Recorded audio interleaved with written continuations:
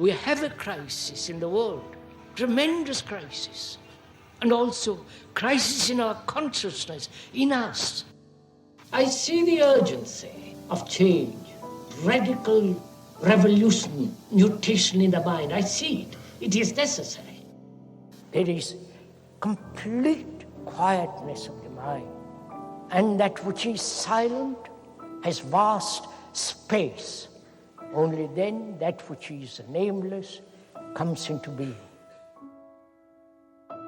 This is Urgency of Change, the Krishnamurti podcast.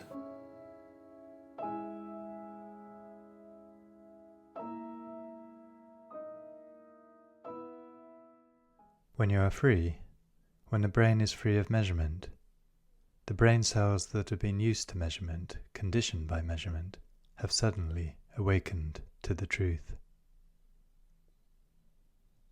Hello and welcome to episode 123 of Urgency of Change. Season 3 of the Krishnamurti podcast continues with the format of carefully chosen extracts from the philosopher's talks. Each weekly episode focuses on a theme explored by Krishnamurti, and the aim is to represent his different approaches to these universal topics. This week's theme is measurement. Upcoming themes are attention and inattention, accumulation, and killing. This is a podcast from Krishnamurti Foundation Trust. Please visit our official YouTube channels for hundreds of advert-free video and audio recordings of Krishnamurti's talks and clips. You can also find our daily quotes and videos on Instagram and Facebook at Krishnamurti Foundation Trust. If you enjoy the podcast, please leave a review wherever you listen to podcasts, which helps its visibility. This week's episode on measurement has 5 sections. The first extract is from the 5th question and answer meeting in Saanen, 1980, titled, "We have fallen into the habit of measurement."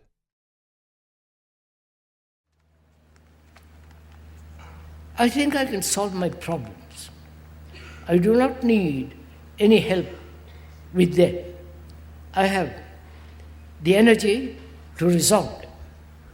But beyond this, I come to receive, and if you don't like that word, to share something measureless to man, something that has great depth and beauty. Can you share that with me? It's a quotation from Xanadu by Coleridge, measureless to man. That phrase, measureless to man, is a poem written by Coleridge called Kubla Khan. And the questioner says, I can solve all my problems. And problems can be solved without the help of others. Because the problems are created by oneself in relationship to another. And these problems, however subtle, however superficial, however grave, they can be solved if one applies one's mind and heart to resolve them. That's fairly clear. That is, if one has energy, not be slack, lazy, and what one really wants to solve them, they can be solved. The question says that's simple. But he wants to go much further. He says, I can do all that. And I've come here to share something, as he calls it, measureless to man, something beyond all measure.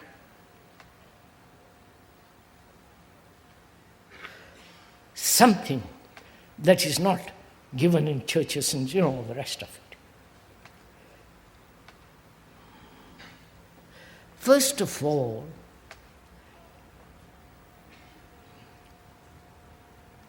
we're sharing this together. I am not a Delphic oracle. There is no authority here. I happen to sit on a platform for convenience, so that everybody can see if you want to see. And that little height doesn't give him any authority whatsoever. And I really mean this. You're not my followers and all the rest of it. So first thing is to realize, what do we mean by measure? Because he uses the word measureless. You're following on?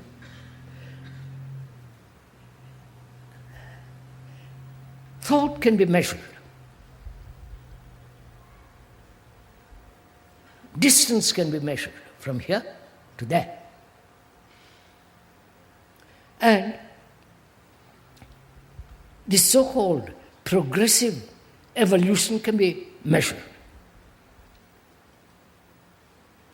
One was this yesterday. Through meeting the present, what was yesterday is modified, and the movement to the future. That can be measured. Measured if you are good today, and tomorrow you might not, and that can be measured. And thought, which is a material process, can also be measured. The shallowness of one's thinking, the superficiality, the deeper and the deepest. As long as there is the more and the less, that can be measured. A comparison is a process of measurement.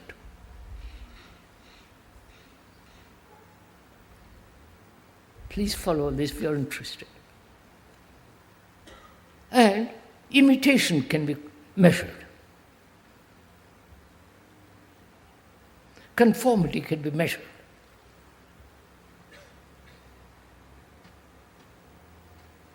And the word measure in Sanskrit too means to regulate, to measure. Meditation, that word means not only ponder, think, investigate, observe, but also it means to measure. From Sanskrit word, mad, I won't go into all that. So, as long as there is measurement,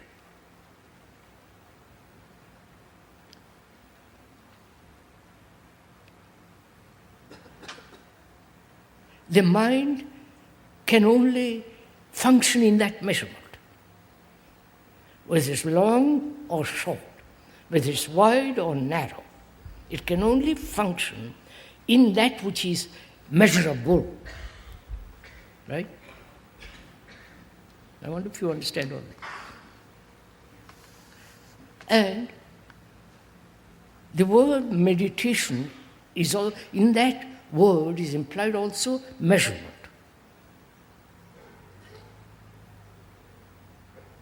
Now, the mind, the brain has been trained, accustomed, fallen into a habit of measurement. Obviously. And is something which is not measurable, if there is such thing, can the mind, the brain, and the heart, they are all one, can that whole structure be free of measurement? Then only you can find out. Are you meeting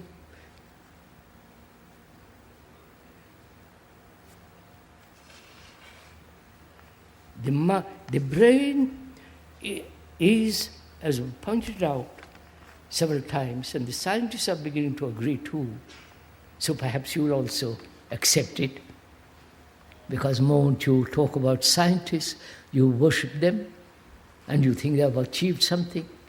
And when they also say, yes, partly you're right, then perhaps you'll also come along.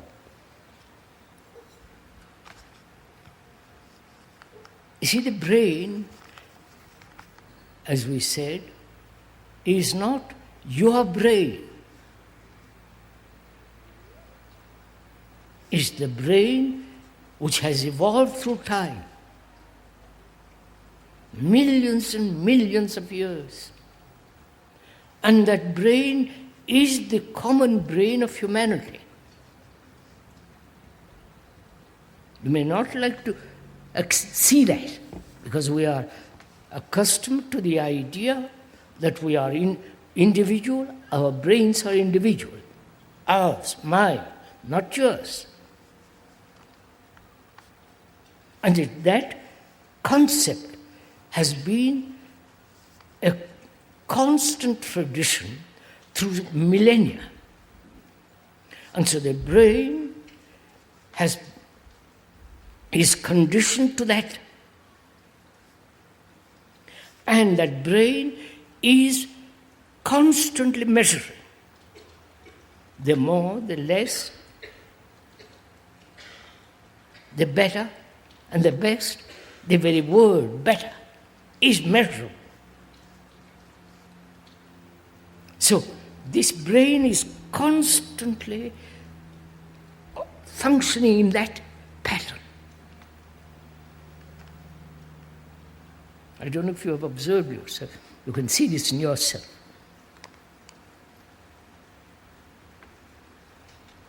Physically, objectively, you can see that a workman becomes a foreman, and if he's good, he's a manager. A priest becomes a bishop, cardinal, pope. The apprentice, then the master carpenter. This is the whole pattern of our existence, which are all measurable. And the questioner says, is there something beyond measure? Measureless to man.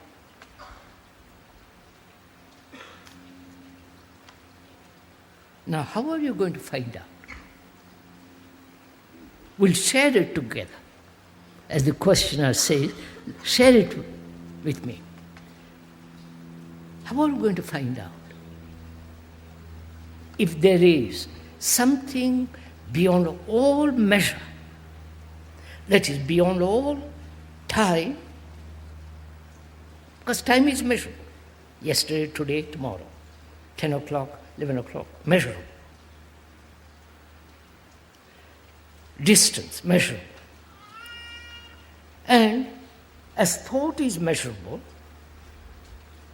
if you have gone into it, which you are doing now, please, whoever the questioner is, please do listen.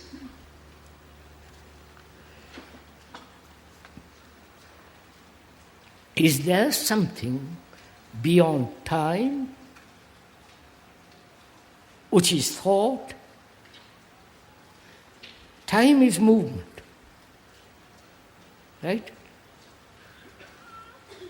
And thought is movement. So time is thought. Thought is born out of memory, experience, knowledge.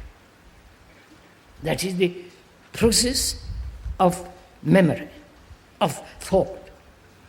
And this process is a material process. Because in the brain in the very cells of the brain are the memories.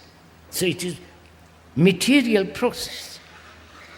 And everything that it creates is a material process. Right? Please follow this, not accepting or denying, but logically. Observing it in oneself and also observing externally.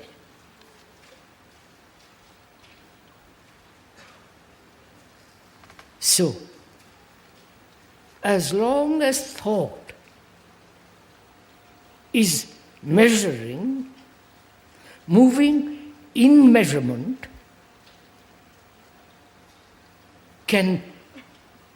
there can be no other than measurement. Right? Obviously. Now, the question is,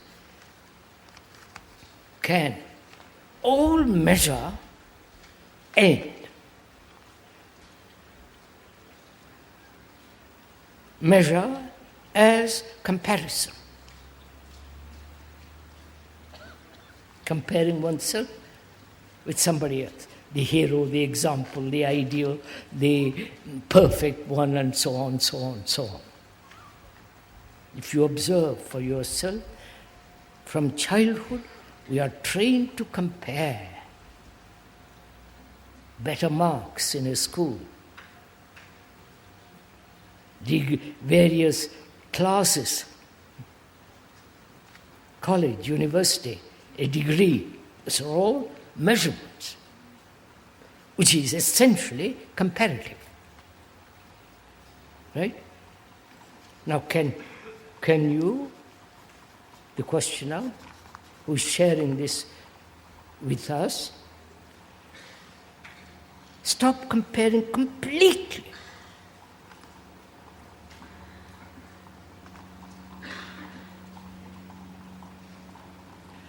That is psychological. Naturally, the other thing is academically you have to. So, can you psychologically end immediately, not tomorrow, another day, but immediately all sense of comparison?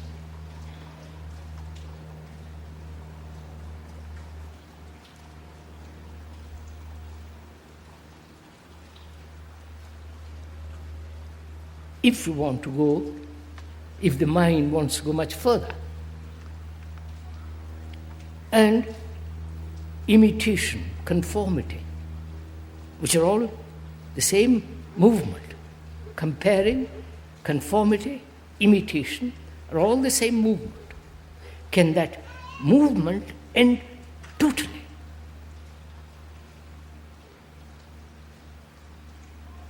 In comparison, there is aggression,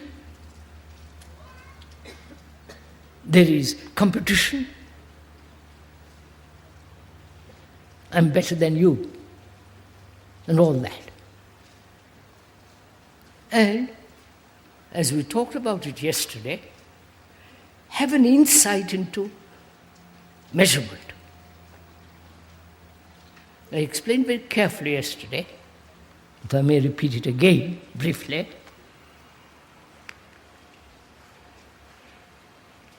Insight has been, as man, as scientists and others have experimented, insight is the accumulation of knowledge, as I told you about the monkeys and so on, and from that accumulation of experience, knowledge, have an insight into the understanding of the structure that is based on the past. Now we are saying that is not insight. Insight is total perception of the whole complex movement of measurement. And you can have only that insight when you perceive it without previous knowledge. Then if you are using the knowledge, then it is comparative, it is measurable. Insight is not measurable. You get it now?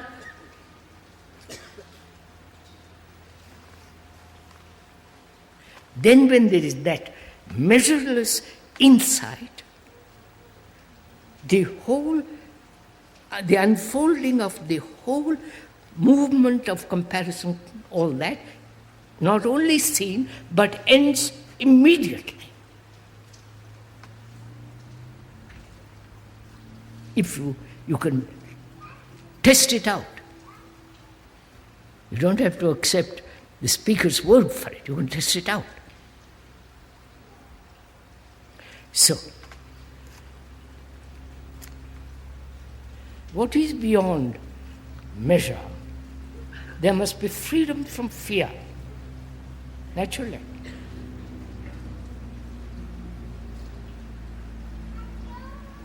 Deep-rooted, conscious or unconscious fear.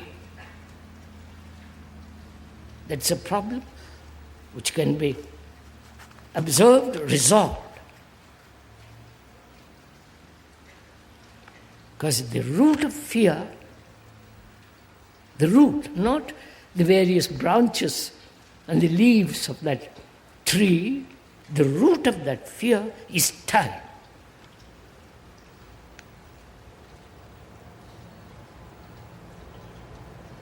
Right?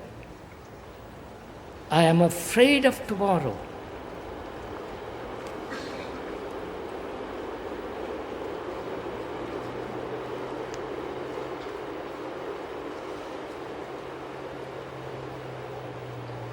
I am afraid of what has happened. The physical pain which I have had, gone, and the fear it might occur again.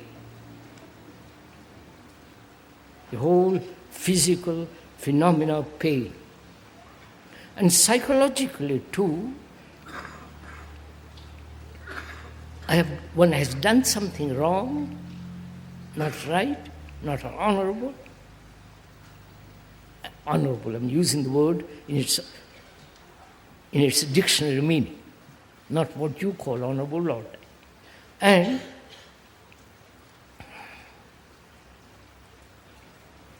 psychologically, fear is time. I am afraid of dying. I am living, but I dread what might happen, which is the measurement of time. So the root of fear is time and thought. Right?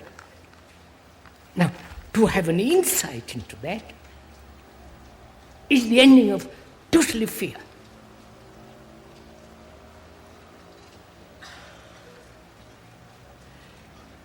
When one ends fear, you'll say, what is there? You follow? We'll go into that later. So, the ending of fear, which means the understanding of time, and the ending of sorrow.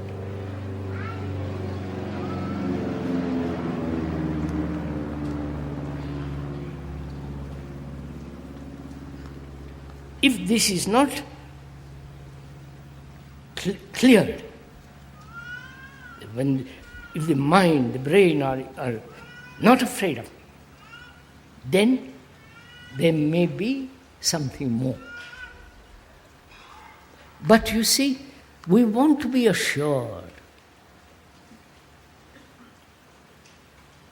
We want it guaranteed. Like a good watch, especially in Switzerland, like a good watch, you want it guaranteed. That will last at least 3 years. We have the same attitude that if I do this, what will I get? That is commercial mentality. Right? If I do this, will you guarantee me that? There is no guarantee, and that's the beauty of it. This is, you have to do it for itself, not for something.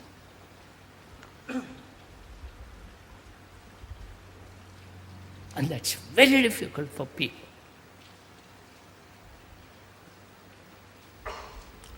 One gives up this in order to reach that. Nirvana, heaven, whatever it is. Which are all acts of measurement.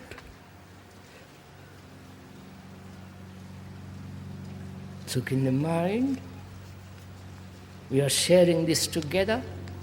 Can the mind be free of all measurement?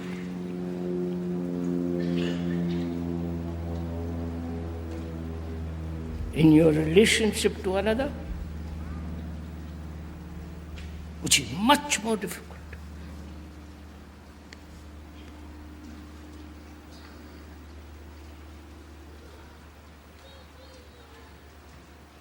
And to be free of all that is to be measureless, and then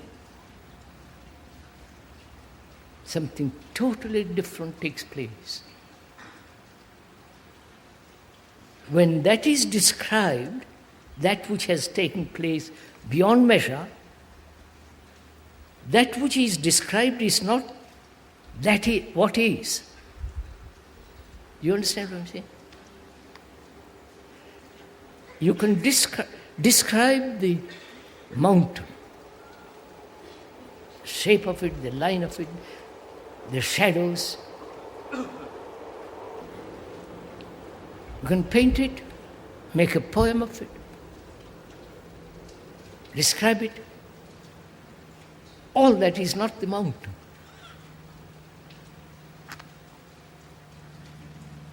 We sit in the valley and say, please tell us about the mountain. We don't walk there. We want to be comfortable. So there is a state, not a state. There is something beyond measureless, beyond all measure.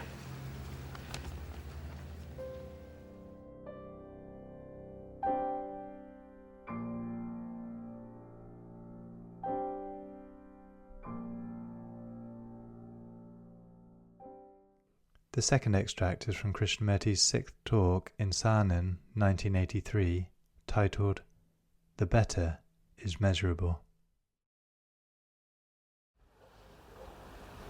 We live by measure. Measure is time, isn't it? I measure myself, what I am now, and what I should be. That's a measurement. I hope you are listening, not trying to go off into some kind of meditation.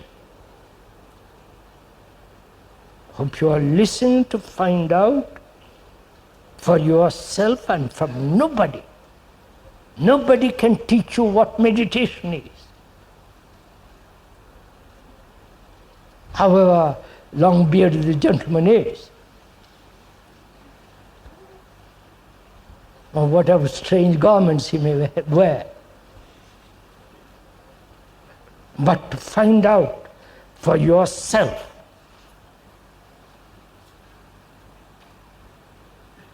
and stand by what you find out for yourself and not depend on anybody.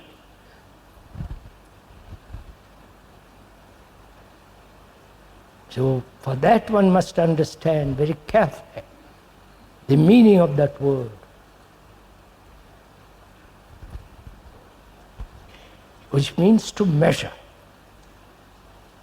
basically. What does that imply? From the ancient Greeks to modern times, measurement in engineering is essential, right? The whole technological world of the West, northern West rather, is based on measurement, right? You cannot possibly put together a bridge without measurement, or build a marvelous 100 stories high building without measurement. And also, inwardly, we're always measuring. I have been, I will be. Right? I am this, I have been this, I must be that. Right? Which is not only measurement, but comparison. Measurement is comparison. You are tall, I'm short. Or I'm tall, or you're short. I'm light and you're brown. You follow? Measurement.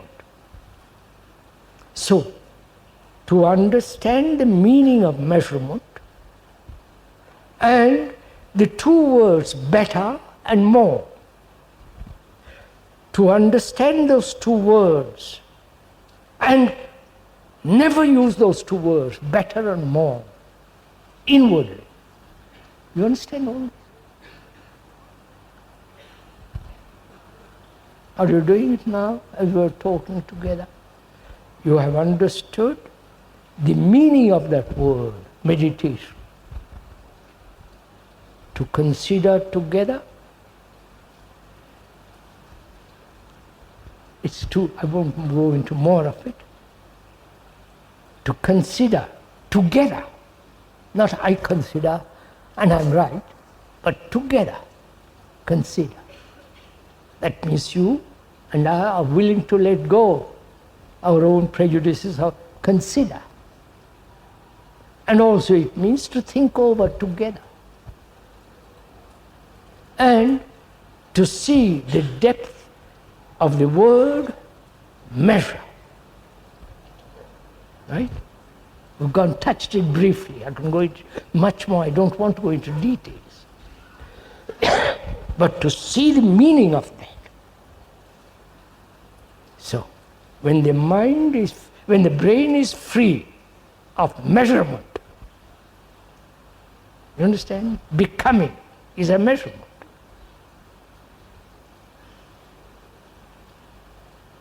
So, for the brain to be free of measurement. You understand what has happened when you are free, when the brain is free of measurement? The very brain cells which have been used to measurement, conditioned by measurement, has suddenly awakened to the truth, to the fact that measurement is destructive, psychologically. Therefore, the very brain cells have undergone a mutation. Get it? I wonder if you understand this. May I repeat that if you are not clear?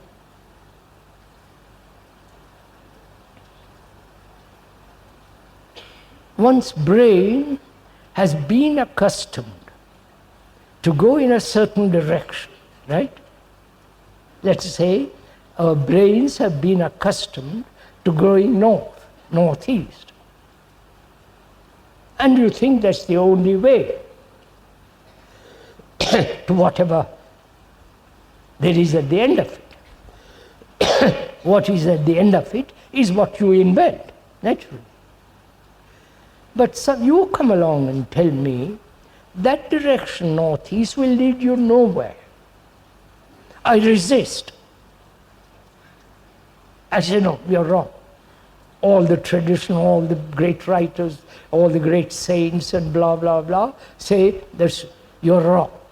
Which means you really haven't investigated, but you're quoting somebody else. Right? Which means you're resisting. So, the man says to me, don't resist. Listen to what I'm saying. Listen to what you're thinking, what your reaction is, and also to what I'm saying. So listen to the both. And to listen both, you must give attention, which means space, right? So, to find out whether you can live daily life, not at moments of peculiar meditation, but to find out if you can live a daily life without measurement. You understand what the implication of that is? Never to use the word better. The more. I am the more. I am better than I was yesterday. Silly nonsense. I am less angry. I have disciplined myself a little more today. You understand this is what we are all doing in various categories. So, to live a life without any sense of measurement, that is meditation. To think together, right? To ponder together, to be concerned together to have no measurement. You understand, sir? Except, of course, when you buy a suit or when you buy a car, you have to measure. You have to look at various models and so on. So meditation implies a sense of deep understanding of that very word, and the very understanding, the perception, the insight into that word is the action which is to end measurement, psychological measurement. You understand? Are we doing this or are we just playing with this? First of all, don't we measure? If we're honest to ourselves, aren't we measuring always? Obviously. I was rich, I was poor, now I'm rich. I've understood now, I've not understood before. Right? Which is such nonsense. Because you didn't pay attention at the beginning. Now you are being forced to pay attention. You follow? And so on. To live a daily life without comparison, psychologically, without measurement. Which means the brain cells which have been accustomed to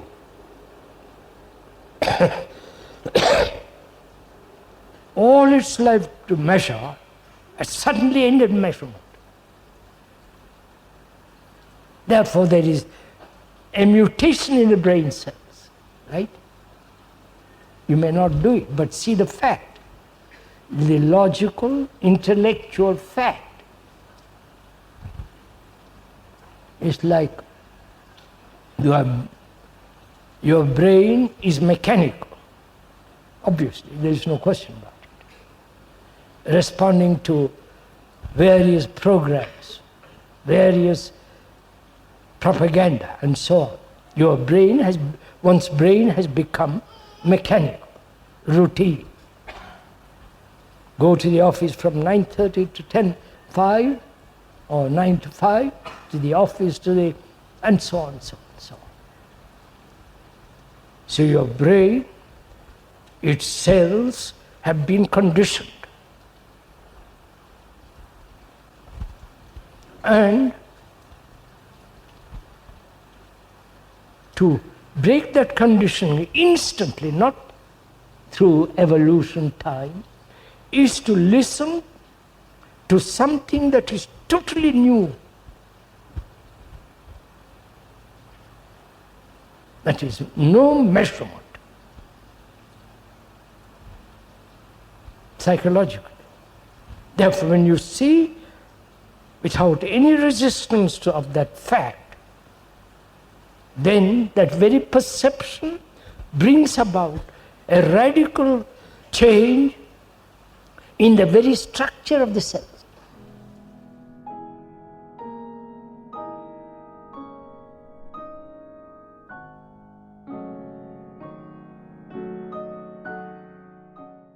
The third extract is from the second talk at Brockwood Park in 1972, titled Measurement Brings Fragmentation. Religions throughout the world, apart from their absurdities and superstitions, beliefs, rituals, gurus and all that nonsense, apart from that, religions have maintained that there is a God, a reality, which, if you enter into that reality, only then you can see the whole of life, life as a whole, in which there is no division, as you and me, we and they and all the rest of it. Division exists only where there is measurement. Right? Measurement is comparison.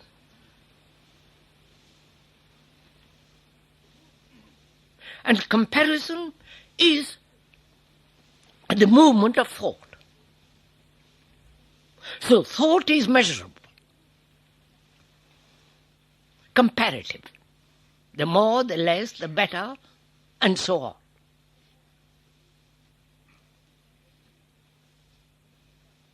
And it is only a mind that is free from measurement that can see life as a whole. I wonder if I'm conveying this. Right, sir?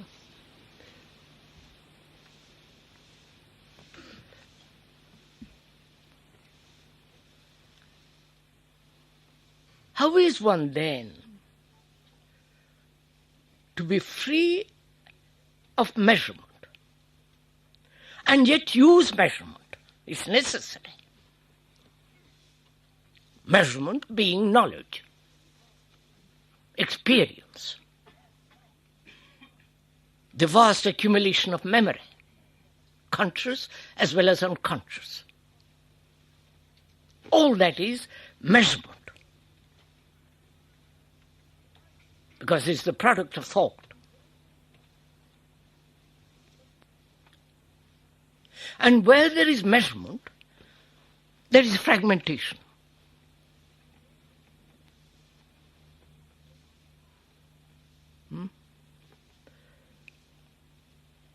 That is, I'm not happy, but I will be happy. I am ugly, but I will be beautiful. This constant comparison, this constant measurement makes one feel superior or inferior, or lonely,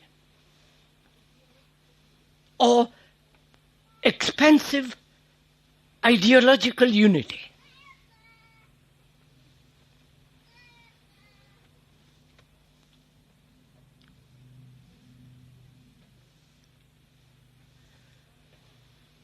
And can the mind, which is so heavily conditioned in measurement, because after all, the whole of science, mathematics, the way we live is based on measurement.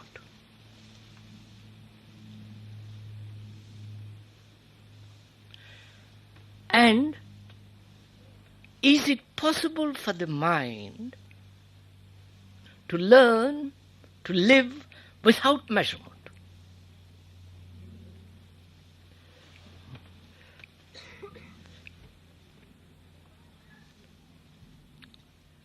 so that the mind never compares. Because comparison brings about fear and pleasure, right? Are we meeting each other, or is this? Because as we said yesterday,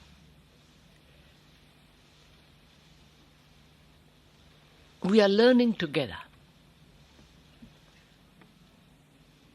Because the speaker happens to sit on a little platform, little higher than you are sitting, which is only for convenience, doesn't make him into an authority.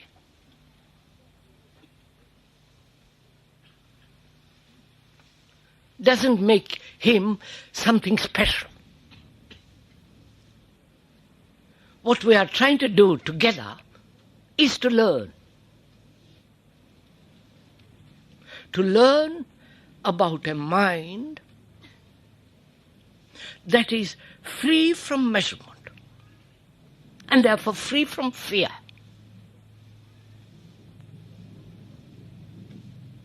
Free and therefore free from this constant struggle to be or to become something.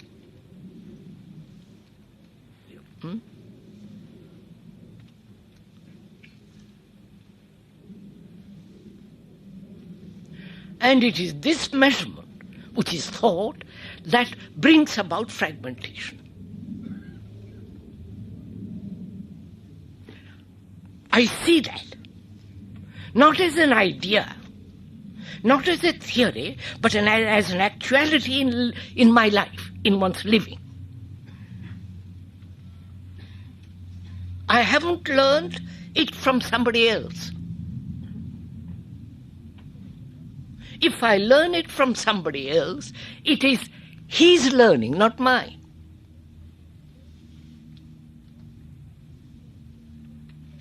And when I learn it, it is neither yours nor mine. It is a state of learning. And therefore, all authority ceases. Then our relationship is entirely different. Then we are walking on the same road with the same intensity, with the same vitality, with the same passion to learn. If we could establish that between the man sitting on the little platform and you, then our relationship in communication and learning is entirely different.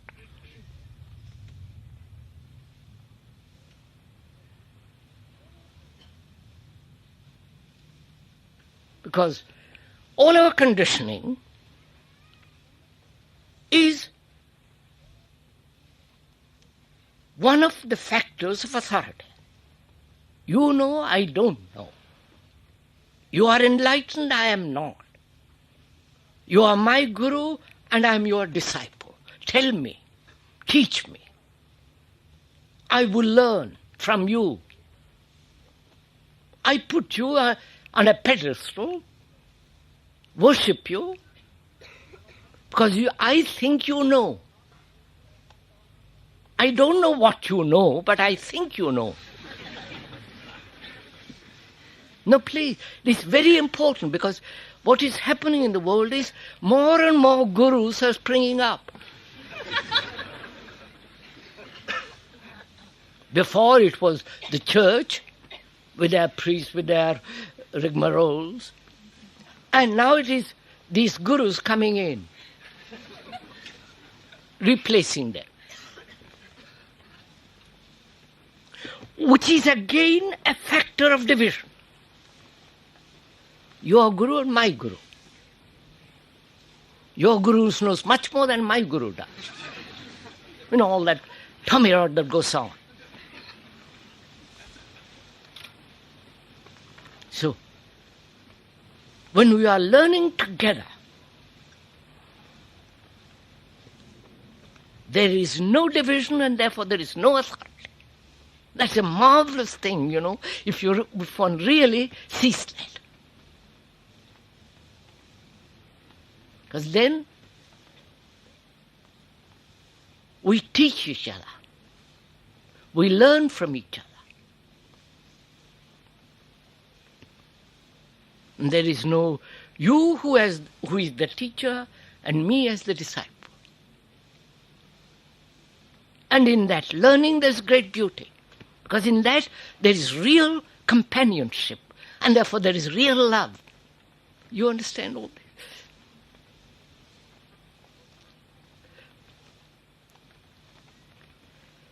So what we are trying to learn, what we are learning is whether the mind can learn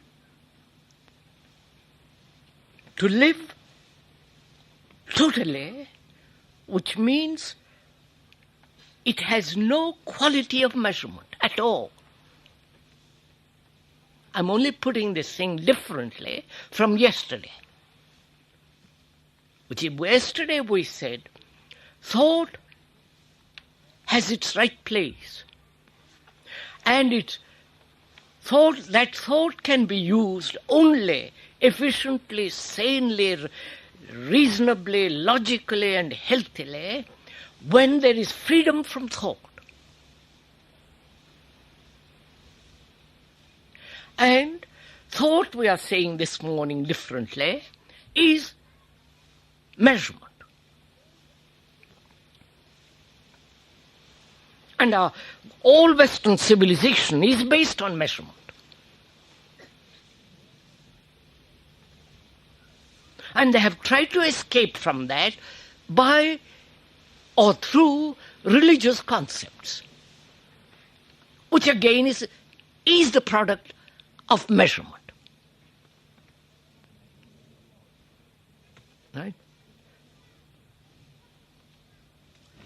And what we are doing is trying to find out, learning whether the mind can be free altogether from fragmentation and therefore look at life, act as a whole healthy human entity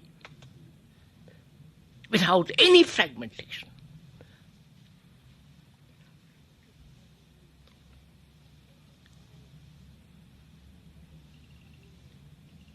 Because that requires, if I may use the word religion in the right sense of that word, it is what the religions have tried to do. Not organized religions, not with their priests and all that hierarchical rubbish, but the real religious mind has tried to do this. Which is, it says,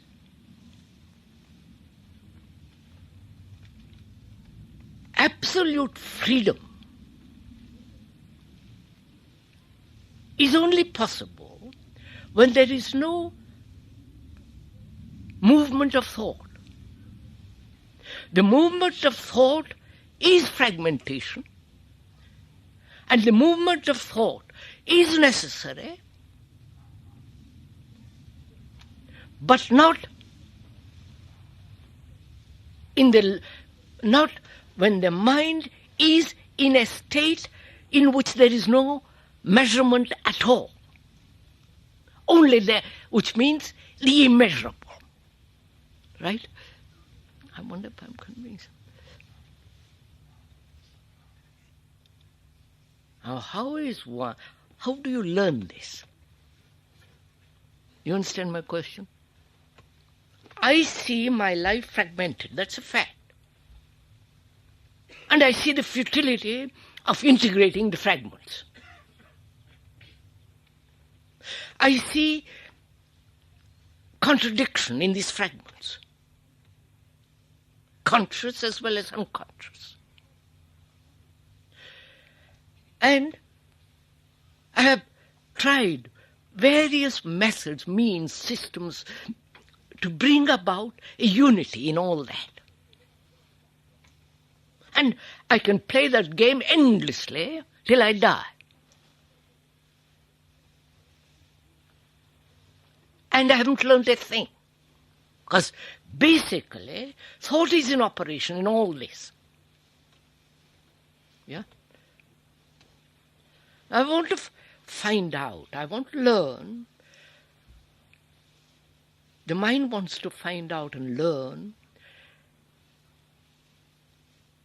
a dimension in which the immeasurable, that is the state of mind which has no measurement at all, and therefore no me, which is measurement. You understand? The moment I have the me, there is the you.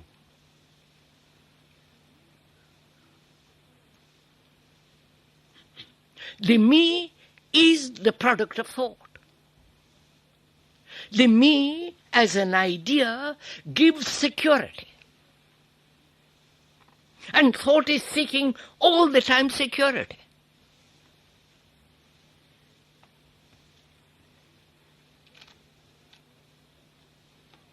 And seeking security in a belief, in dogma, in any form of neuroticism, gives it security. Right? It is neurotic to believe in God. All right, I'll plunge into it.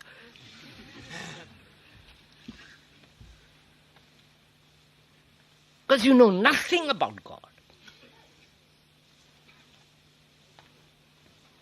You only know because, or you think you know because you are conditioned. The communist doesn't believe in God. He said, what are you talking about?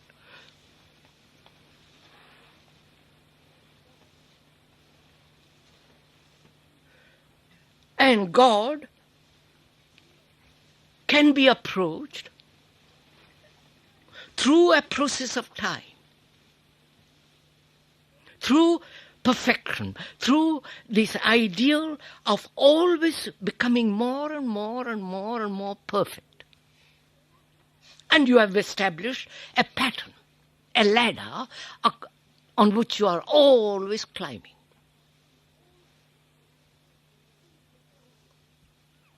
And all that structure is the product of thought, obviously.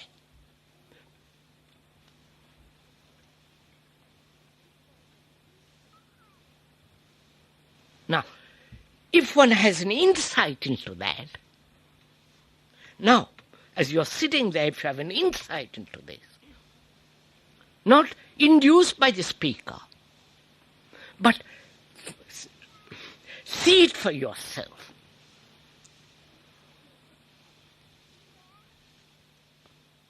Then you're out of time.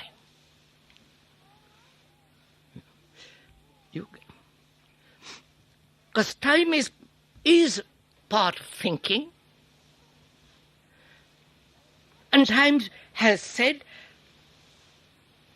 thought has said, I will find gradually the state where there will be a non-fragmentation.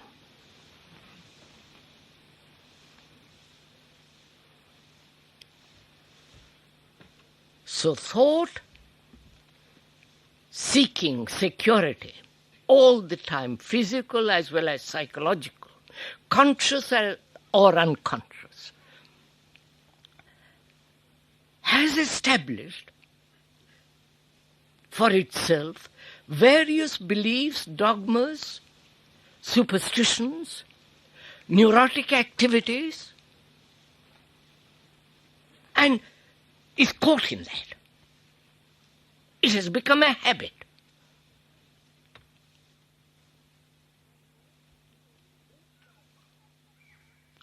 Now, can one break that habit without effort?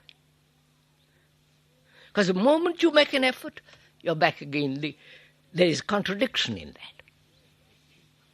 There is a duality in that. The one that sees it must be broken and makes an effort. But the one who sees it must be broken is the thinker. The thinker is thought. There is no thinker without thought. Now, to have an insight into that now, instantly, is to break it, is to break the chain of habit. To be aware of all this.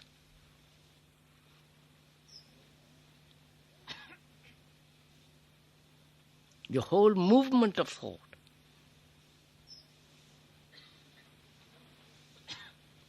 And one can be aware of it only when you don't condemn it. When you observe. And to observe without the observer.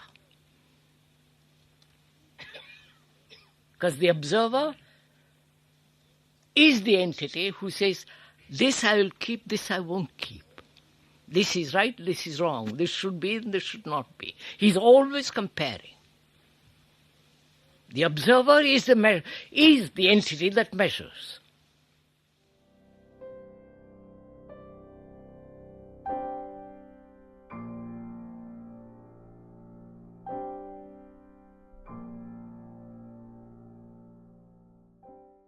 The fourth extract is from the third question and answer meeting in Ojai, 1982, titled, Where There Is Measurement, There Is No Spirituality. First question in this is, do levels of spirituality or levels in consciousness exist? That is one more spiritual than the other?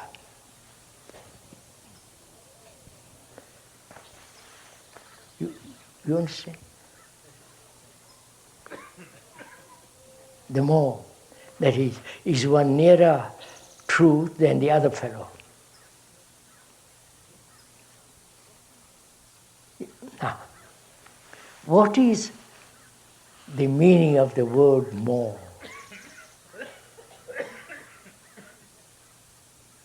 The more is a measurement, isn't it? I am this, I will be more rich tomorrow. Or I am violent now, but I will not be violent another week's time. So the mind is always measuring. I'm tall, you're short, you're fair, somebody's black, somebody's yellow, somebody's pink. Measurement. That is, measurement is comparison.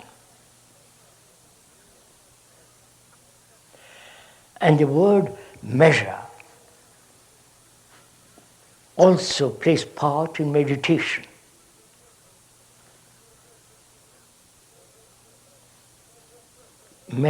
Measurement and meditation are related. Please, it's very important if you want to understand this. Why do human beings measure? Not for clothes, I'm not talking about that. Psychologically, inwardly, why do we want to measure ourselves with somebody? That is, the measurement of what is and what towards what should be. You follow this? I am not good today, but give me time, I will be good. Which is, the allowing of time interval is the measure. You follow this? Are we together in this? When I have the concept of psychological time, that time implies measurement. You get this? So, the questioner says, is there in spirituality, whatever that word may mean for the moment, we are using the ordinary sense of that word, the accepted sense of that word, is there in spirituality a measurement? Where there is measurement, there is no spirituality. Right? A guru, a bishop, and so on, so on, so on, so on. There is this concept, this idea that someone is nearer God, nearer truth. God, I don't mean God, nearer truth. And he has achieved something, and I have to achieve that, and to achieve that I must have time, and I must measure myself every day, right? And this is obviously so utterly mundane, utterly physical. That is, I'm a clerk in an office, and perhaps next year I'll be a superior clerk, and fourth year I'll be, 10 years later I'll be executive. It is the same movement carried over into the psychological area.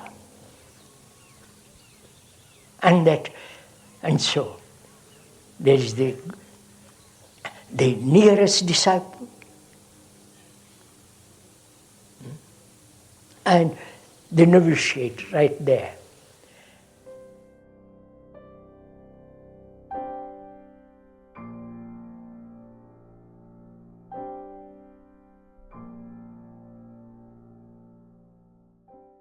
The final extract in this episode is from Krishnamurti's 7th talk in Saanen, 1978, titled Attention is Freedom from Measurement. So, attention is freedom from every form of evaluation measurement. Because in that, there is no center. I don't know if you have discovered it for yourself. If you attend completely to something, there is no center. There is no me being attentive. That's too silly. If you see that, see the fact of it, then you realize there is no practice. There is no system to be aware, to attend, to concentrate. That's all again so extraordinarily silly. Moment you understand this whole business of attention, of awareness, concentration, and attention, then you are attentive. That attention may last 2 seconds or 5 minutes, and you may lose that attention. But don't go back and say, I must be attentive. You say attention came because you knew what it means. You follow? There was an understanding of, deep understanding, not intellectual, of what attention is. It came naturally. But if you begin to say, I must have constant attention during the day, you are being terribly greedy. And it becomes it's no longer attention. It's a desire to have something which you call attention. So, when there is such attention, the mind, because there is no center from which to attend, the mind is completely quiet.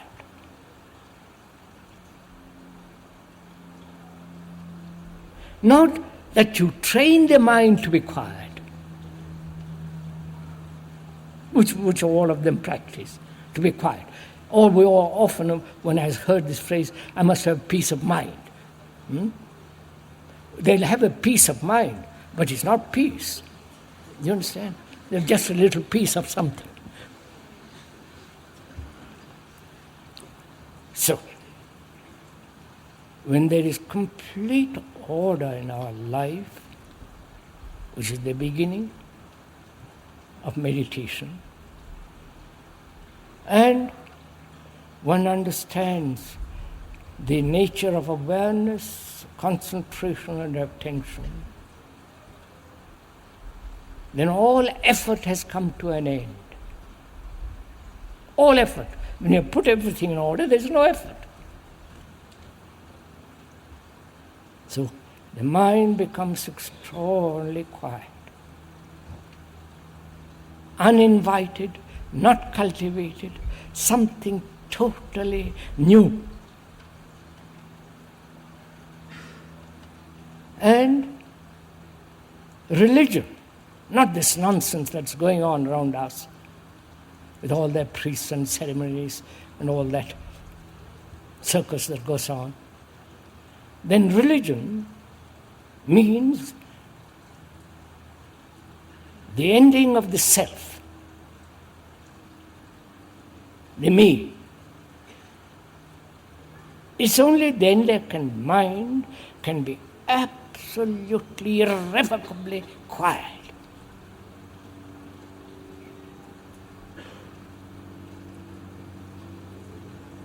And therefore, silent,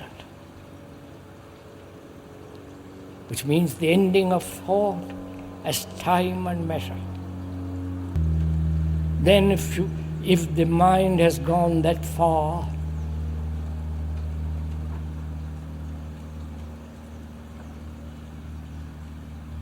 in that silence, which is vast space and energy, there is totally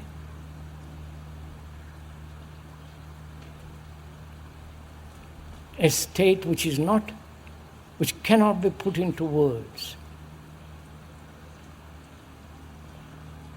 But if you put everything in order and so on, it'll come to you without your invitation. You cannot invite truth. There is no path to truth. There is no intermediary or gateway or anything between you and truth. You have to come. If the field is right, then that thing comes to you with such glory. That is ecstasy. In that there is great sacredness. That is holy.